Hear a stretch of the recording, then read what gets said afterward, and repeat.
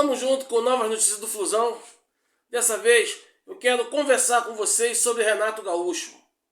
Precisamos comentar sobre Renato Gaúcho. Entender o que está acontecendo. O Renato de hoje é o mesmo de antes? Onde ele está errando? Vamos tentar ajudar nosso ídolo? Vamos bater um papo sobre isso. E eu quero também, rapaz, aproveitando o gancho do Renato Gaúcho, são 7 jogos que o nosso ataque não faz gols. Que o nosso centroavante não balança a rede. Everaldo, Cano e John Kennedy.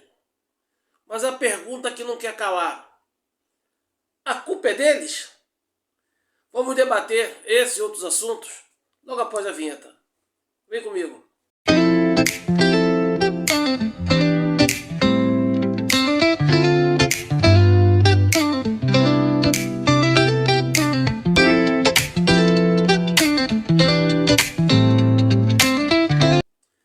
Tamo junto, família Tricolor. Obrigado pelo carinho da presença. Eu sou Portela Leite e é sempre muito bom tê-los por aqui. Obrigado, família. Família, vamos bater aquele papo esperto sobre Renato Gaúcho? Vocês estão entendendo o que está acontecendo? Eu não estou entendendo. Eu ontem fiz um vídeo que eu discordei muito do Renato. Discordei muito. Ele fez uma coletiva de imprensa a nível Mano Menezes.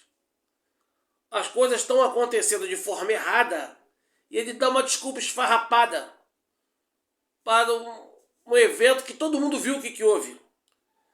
E ele voltava com o mantra dele: acho que vocês viram outro jogo. Será que vocês viram outro jogo? Galera, e realmente eu acho que ele viu outro jogo. Estou começando a chegar a essa conclusão. Porque tem algo que está me assustando. Algo não, né? São algumas coisas que estão me assustando. Por exemplo, ele não entender a diferença do Bernal para o Martinelli. Falar que trocou um volante por outro. E o que é pior, sem dar a nítida valorização ao Martinelli, que é o melhor jogador em campo. Isso me deixou muito preocupado, cara. Eu não sei em relação a vocês, mas eu fiquei preocupado com isso. O Bernal é um primeiro volante fixo. Ele pode até sair para o jogo. Ele é um bom jogador, tecnicamente falando. Mas o principal motivo dele estar em campo, a função principal na qual ele é especializado, é fazer a proteção à zaga. Ele é o primeiro volante mais fixo. Martinelli é um segundo volante, um meia direita. É um jogador que faz a ligação entre esse volante e o meia esquerda, entre o ataque, entre os laterais. É um jogador que ajuda a distribuir a bola. E ele não consegue entender a diferença entre um e outro. Eu não sei o que está acontecendo. Eu realmente não sei o que está acontecendo. Como dizia o poeta, tem alguma coisa errada que não está certo. Eu queria muito que voltasse o Renato de outrora. Renato, aquela convicção firme, mas fazendo a leitura certa do jogo. Mais à frente, ele comentou que ele só chegou à conclusão que poderia ganhar o jogo quando ele colocou o Acosta. Agora dá para ganhar o jogo, vou botar o Acosta. Coisas que todo mundo já tinha visto que dava para ganhar desde a metade do primeiro tempo. Por que ele não fez a mudança no intervalo? E outra coisa, nós temos um elenco bom. Não adianta querer enfurnar todos os jogadores bons, principalmente na mesma posição, para jogar junto. Será que ele não notou que Hércules ou Martinelli, os dois juntos, vai ter improviso? Quem fizer a primeira volância está jogando improvisado? Será que ele não entendeu que o esquema tático dele, na maioria das vezes, fica a zaga aqui atrás, o ataque só o centroavante aqui e os volantes com os dois alas ofensivos, né? No caso, o Serna e o Canóbio, correm igual um maluco nesse espaço vazio que fica. O que o Canóbio correu no último jogo foi absurdo. Foi absurdo. Mas eu falo que é absurdo por dois motivos. Primeiro, mostra a excelente forma do Canóbio. É um guerreiro, está jogando muito. Para quem malhou a contratação do Canóbio, eu acho que já pode estar na fila para pedir desculpa. E segundo, a maior parte das vezes ele está correndo errado, gente. Está correndo errado. Por que o Renato não adianta essa zaga e faz um bloco? Quando o time descer, desce o bloco. Quando subir, sobe o bloco. Tira os espaços que existem entre umas linhas e outras. Entre o ataque e o meio, entre o meio e a defesa. Jogar mais compacto. Sabe por que ele achou que o Martinelli estava cansado? Segundo ele, é porque duas recomposição, o Martinelli chegou atrasado. Galera, pelo espaço que a estratégia de jogo do Renato deixa, achando que Martinelli e Hércules são Superman, são super-heróis, porra, irmão, fica difícil. Fica difícil. O que ele achou que não voltou a tempo para fazer a recomposição, todo mundo, todos os tricolores que assistiram a partida, tinham plena consciência que o Martinelli era o melhor jogador em campo. Eu não estou aqui para malhar o Renato. Inclusive no vídeo de ontem, eu comentei que atitude hipócrita, atitude arrogante, mas não é sentido de querer ofender, pelo amor de Deus. Minha intenção não é essa. A minha intenção não é essa. A minha intenção é atitude arrogante, por exemplo. Eu gosto quando ele é arrogante, mas está certo. Eu sou fã do Renato nesse ponto. Porque ele é conhecedor de bola. Mas alguma coisa está fugindo da cabeça dele. Eu não sei o que é. Eu não sei o que é. Quando ele chega na coletiva que ele fala, porra, vocês têm que entender que eu tô lá, eu sei mais. Tudo bem, eu concordo.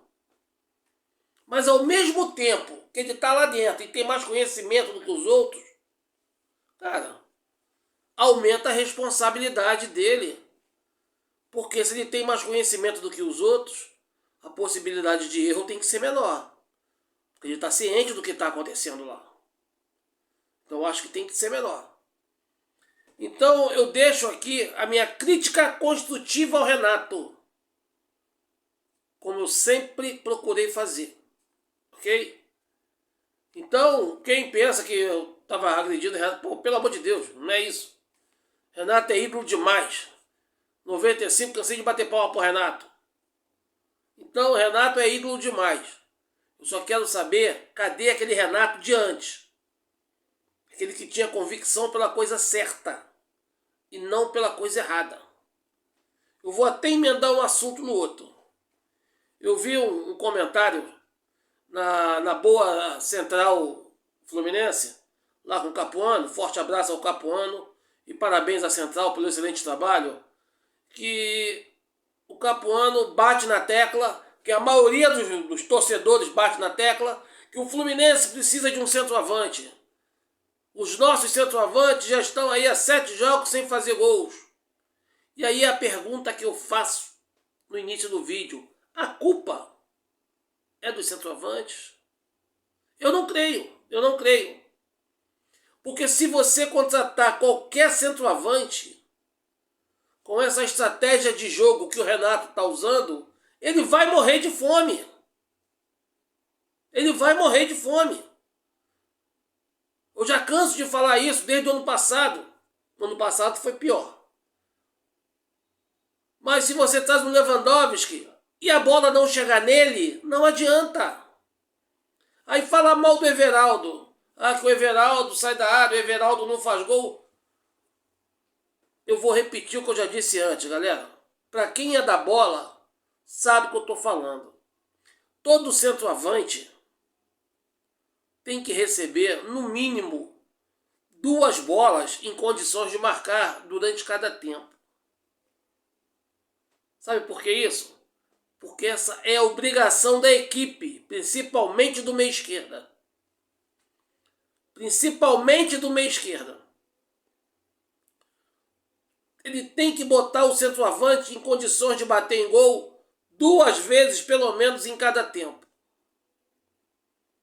Mas sabe qual é o grande problema? Quem é o nosso meio esquerda? Não temos. Nós não temos meia esquerda. Nós não temos criação. E o jogador que era mais próximo de uma criação contra o Lanús, que tinha mais capacidade para chegar perto do meia esquerda, era o Martinelli que o Renato tirou. Pô. Como é que o Cano fez vários gols na gestão de Diniz? A bola chegava na área. A gente ocupava a área. Agora o Renato sabe fazer. Sabe fazer. Mas eu não sei o que está acontecendo com o Renato, cara. Eu não sei o que está acontecendo.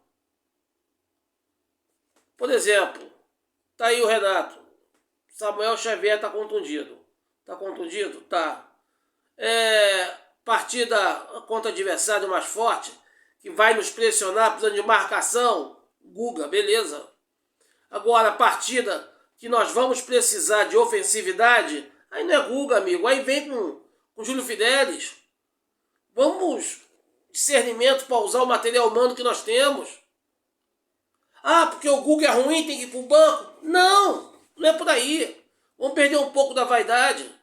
É porque o Júlio Fidelis tem a característica semelhante ao de Samuel Xavier. Júlio Fidelis apoia muito. É um jogador muito rápido. E tem excelente recomposição. Então vamos mexer de acordo. Já que ele gosta tanto de fazer de acordo com a partida, de acordo com o adversário, quando a gente pegar adversários mais humildes, vamos nos impor, pô. Tirando o Bahia, que nós nos impomos pela marcação,